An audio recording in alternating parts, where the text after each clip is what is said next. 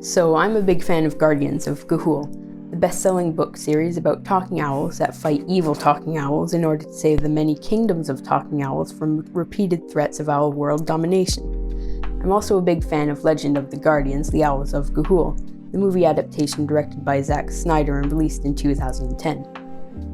I actually got into the series through the movie, and while the plot of the movie is starkly different from the books, I feel like they both share a similar aesthetic, and I like them both for their own merits. This video isn't going to be a comparison of the books and the movie, but if you're interested in that, I recommend checking out the video James Tudd made about the subject in 2014. He goes really in depth, and it's cool to see another fan discussing the Gahul series. Anyway, I really enjoy Legend of the Guardians, despite it receiving mixed reviews and suffering many cinematic flaws, the least of which not being the trend of mid-2000s fantasy movies having unreasonably long titles. Frankly, I think they would have had just as much, if not more success marketing the movie if they'd stuck with the production artist's working title, which was simply Owls with Helmets. No, I'm not making that up. This is all to say I've acquired a lot of useless knowledge about this franchise and have read far deeper into it than was probably intended. But along the way I discovered something interesting, something I haven't seen any other fans really discuss, and that's deleted scenes. The best known deleted scene from Legend of the Guardians is the Battle of the Ice Claws, which was actually included in the Blu-ray release of the movie. This scene was originally meant to play before the opening credits where Noctis is flying through the night sky, as far as I can tell from the lighting script. The lighting script is a visual synopsis of the movie featured in The Art of the Legend of the Guardians, a book filled with concept art for the settings and characters in the movie, as well as discussing storylines that were being considered early in production. While the first 3 books take place over 1 or 2 years, the plot of the movie feels like it takes place over 1 or 2 months, so the plot was changed quite drastically in some places. Some of the early plots apparently took place over a full year, but this idea was later dropped. Anyway, I found the lighting script very interesting. Apparently this was intended to act as a visual guide for the animators who were composing and lighting the scenes, and it consists mainly of small thumbnail paintings. At a glance you can pick out key scenes from the film, but upon closer inspection there's thumbnails that don't correspond with any scenes in the film. At the same time, there's also a mystery concerning some of the movie's trailers, which include scenes and dialogue that do not appear in the final movie. These odd trailer scenes, along with other missing plot elements, tells me that a lot of fat was trimmed from this movie before it hit theaters. Not just the Battle of the Ice Claws scene, but untold amounts of other scenes and bits of dialogue. I find that really disappointing. Not just because I love this movie and wouldn't mind seeing more of it, but because one of the main issues that critics had with the movie was that the pacing felt rushed. I feel like a lot of the deleted scenes were cut pretty late in the production, which would explain why the movie felt rushed. The movie wasn't designed to be viewed in its final runtime. We ended up getting an abridged version that cuts out a lot of smaller scenes that probably gave the plot and characters a lot more nuance. Besides the Battle of the Ice Claws, there were 2 scenes that take place between Soren and Gylfi escaping St. Aegelius, and Naira taking the new Pure Ones to meet Metalbeak that were cut from the film. The only explicit reference to this plot tangent can be found on page 19 of the art book. Eglantine's Owlipobbin, or Owl Doll, featured heavily in an early draft of the script.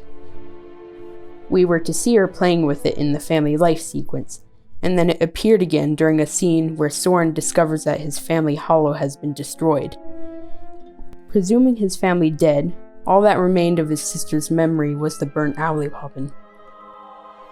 The burnt hollow sequence was cut from the story, so we only glimpsed Vivienne's whimsical design briefly during family life.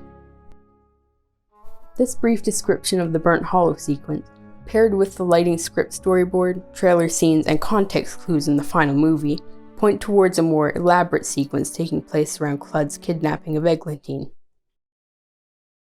We offer power and purpose. What can you offer us? What can you offer me?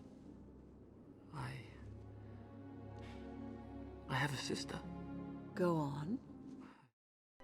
Immediately after this exchange, we would have seen a shot where Clud is flying back to the forest kingdom of Tyto, this time joined by Jat and Jut, who are carrying burning branches. While this is happening, Soren and Gylfi meet Twilight and Digger and reunite with Miss P. While in the final movie they fly straight towards the Sea of Alomir after this scene, in the cutscenes everybody accompanies Soren back to the forest of Tyto, presumably to try and find his parents in Eglantine. Upon their arrival in Tyto, they find the forest, along with Soren's home, in flames, presumably set on fire by Jat and Jut after Clud kidnapped Eglantine. Soren finds his old hollow, nearly burnt to the ground, and assumes the worst, thinking that his parents and little sister have died in a forest fire. I'm guessing this is where the owly poppin would have come in. In the trailer scenes, you see the drawing Soren did on the wall of the hollow, which we see at the beginning of the film.